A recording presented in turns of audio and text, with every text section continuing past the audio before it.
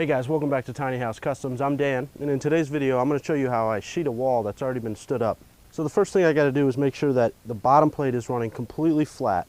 So if you put a level on your trailer and you're like a 1/16 of an inch off, and then you go and you level your walls, you're leveling it off of something that's not level. So it's going to, if you ever eventually level your trailer, your wall is no longer level.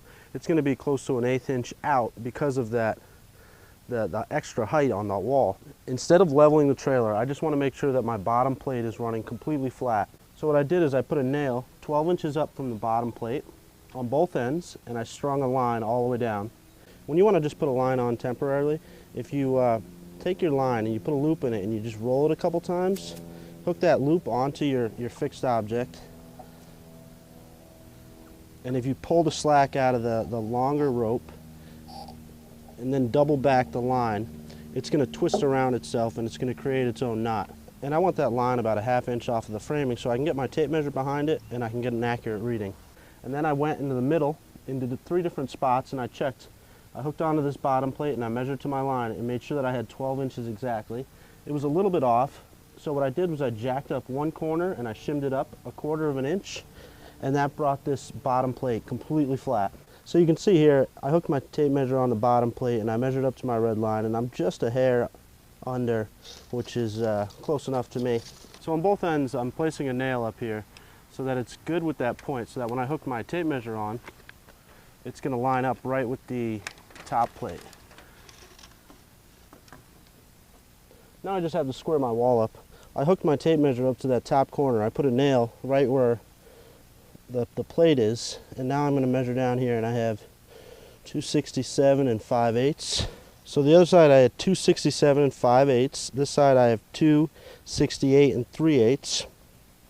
So 1/8, 1/8, 1/8, 1/8, 1/8. 268 is what I want. So this needs to come, the top of the wall needs to come over this way.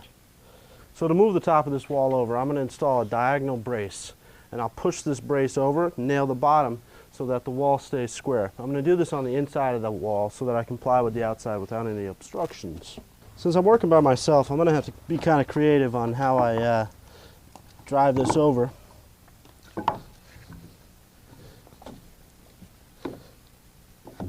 If you were working with 2 people, you could have one person push on this brace while another one's measuring it. And as soon as the person measuring it says it's good, then you nail here, and then nail right in the middle just to temporarily hold this in place. Since it's just me, I'm going to install a block. I'll use my hammer, I'll use my chisel, I'll use whatever I got to bring this wall over.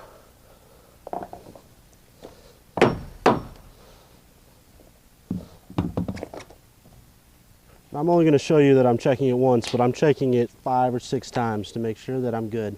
So I have 267, so I have 268 to this point right here. And I'm going to check the other side again and again and again. And right here I have 268. So it's square now. So I'm going to go and nail that brace up permanently. When you're putting that brace on, you should try to go to the top plate. I don't have a long enough brace to get the angle that I need. So I just went to where a header was. And that header's solid all the way to that corner, and I didn't come too far down on the jack, so it's not going to bow that jack stud. Now that I'm perfectly square, I'm going to just place one nail right here in the middle, and I'm going to nail the bottom up better.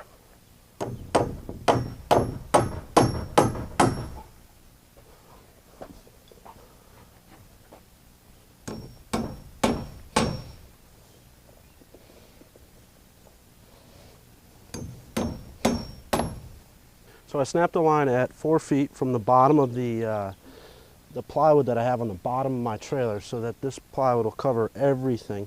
You won't see any of that pressure treated plywood I installed on the bottom. Now I'm just going to go back and I'm going to glue everything and start installing plywood.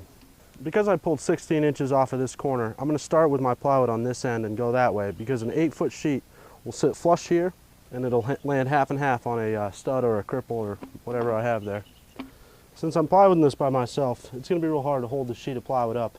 So, you know, some people take nails and they'll put a nail here and they'll set it on the nail, but that nail ends up bending and you end up losing the board. So I'm just going to take a scrap block and I'll put it underneath the trailer And I'll put 2 tacks in it. It doesn't need to be tight here. As long as I can get one corner nailed, then I can come and raise this up. If I'm down an eighth or a quarter of an inch, it's going to be okay.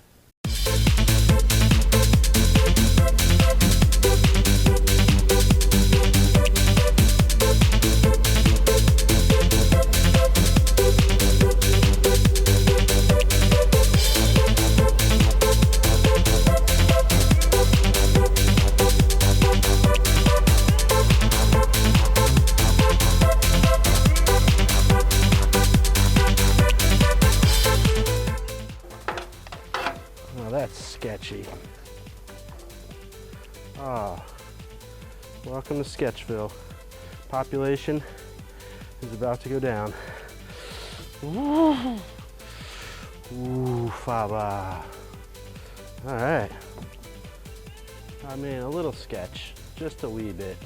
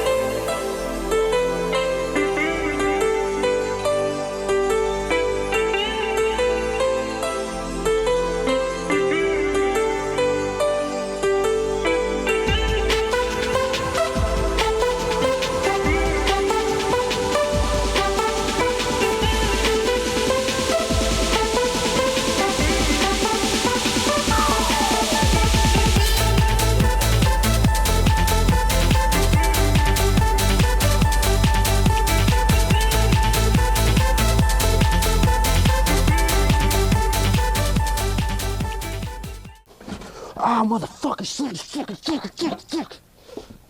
Ow. Ow. Ow. Ow. Ow.